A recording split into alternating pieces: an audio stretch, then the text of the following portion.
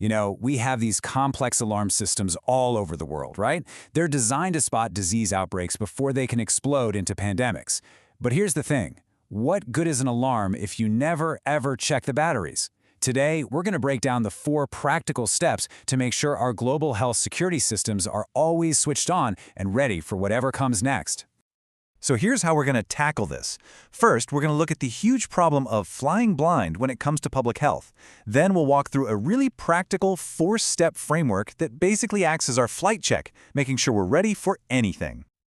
All right, let's just dive right in. Imagine for a second a global fire department where nobody ever checks the alarms, or the water pressure, or even if the truck engines will start. That is exactly the risk we run with disease surveillance if we're not constantly monitoring it. And the stakes? Well, they couldn't be higher. And you know, this really gets to the absolute heart of the matter. We pour so much time and money into building these incredibly complex systems to protect all of us. But it all boils down to one simple, absolutely crucial question. How do we actually know they'll work when we need them the most? And the answer, honestly, is pretty stark. Without a process of continuous, routine checking, we're just guessing. We are flying blind. The reality is, when you implement a system without monitoring it, you are massively increasing the risk of it failing right when it matters most.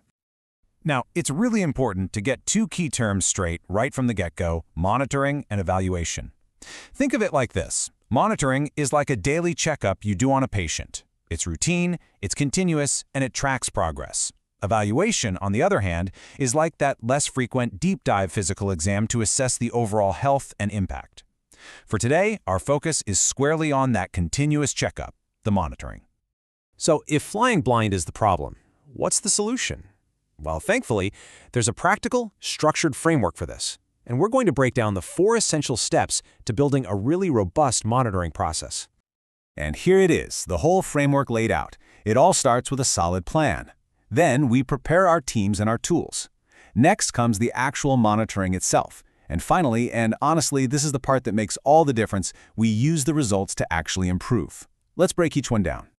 Step 1 is all about the blueprint. You just can't wing this stuff. See, great monitoring isn't just about collecting a bunch of data. It's about having a rock-solid plan before you even start, one that defines exactly what you'll measure, why it even matters, and how you're going to do it. When you look at these key activities, you can see it's really a chain of logic. You start by defining your goals. From there, you choose specific indicators that let you track your progress.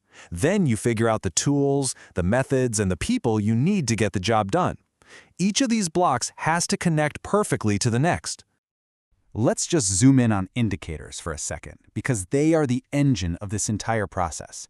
A good indicator isn't just any piece of data. It has to be relevant, simple to understand, and sensitive enough to show change. For example, tracking the number of lab tests completed within 24 hours is a great indicator. But tracking the number of emails sent by the lab, well, that's just noise. It has to tell you something meaningful about the system's performance. Okay, so you've got your blueprint. What comes next? Well, now it's time for step 2, gearing up. This is the preparation phase, where you turn that detailed plan into a living, breathing operation by getting all your resources and people ready to go. Gearing up means mobilizing your resources. We're talking money, people, and supplies. It also means creating simple, practical guides or job aids and training the team so that everybody knows exactly what to do and how to do it. The goal here is total consistency. You want everyone playing from the same sheet of music. And this is a perfect example of what one of those job aids actually looks like. It's a super practical guide for the person on the ground. It clearly defines the indicator, explains exactly how to calculate it, sets a clear target, and then tells them how to interpret the result. This takes all the guesswork out of the process and makes sure everyone is measuring the same thing in the same way. All right, your plan is set, your team is geared up and ready. Now we get to step 3, the watch. This is the active, ongoing process where the real work of monitoring happens. You're collecting, cleaning, and analyzing the data day in and day out. This whole phase kicks off with one of the most important parts, establishing your baseline, your starting point. After that, it becomes this non-stop loop. You collect the data, you check it for accuracy, you analyze what it's telling you, and you report on it. And then you do it all over again. Let's just focus on baseline data for a second, because it is absolutely fundamental. Your baseline is the before picture. It's that first snapshot of performance before you make any changes. Without it, you have no way to measure progress. You simply can't know if you're getting better, getting worse, or just staying the same. And that brings us to the final, and I would argue the most critical step of all. You've planned, you've prepared, you've monitored, so what? Step 4 is all about closing the loop. It's about taking all that information you've so carefully collected and turning it into meaningful action. So here's the crucial point. Closing the loop means sharing your findings with everyone who needs to see them. It means using those findings to make evidence-based decisions and plan real improvements.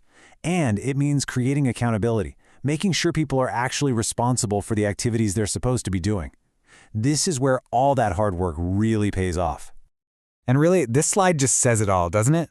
Surveillance systems are only useful if they lead to action. Collecting data that just sits in a report somewhere is completely pointless. The entire goal of this whole process is to turn that data into decisions that protect people's health. So as we wrap this up, I want to leave you with a question to think about. Consider the public health systems in your own community or in your country. Are they just collecting numbers, or are they actively using that information to get better, stronger, and more prepared? Because that's the difference between flying blind and having a clear view of the path ahead.